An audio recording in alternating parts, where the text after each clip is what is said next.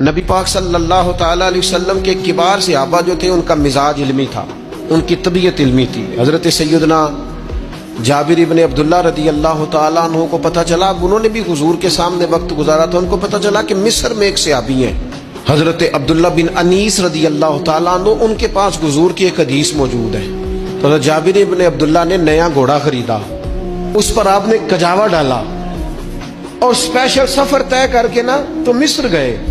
پہلے تو دروازے پہ دستک دی تو باہر جو آیا اسے جا کے کہنے لگے، ان سے کہو جابر ابن عبداللہ ہیں مدینہ شریف سے۔ حضرت عبداللہ ابن انیس کو اندر جب خبر ملی وہ آیا تو فرمایا جاؤ جا کے دوبارہ پتہ کرو واقعی جابر ابن عبداللہ میرے گھر آ گئے، جا کے پتہ کرو سماعت نے صحیح سنا۔ تو باہر جا کے سنا، کہا جی وہ واقعی وہ دوڑے آئے، کہا جناب اتنی مہربانی۔ کہنے لگے مجھے کسی نے بتایا تھا کہ آپ کے پاس سرکار کا ایک فرمان ہے اور جو میں نے نہیں آج تک سنا، تو لہٰذا میں وہ حدیث سننے کے لیے مدینے سے آیا ہوں۔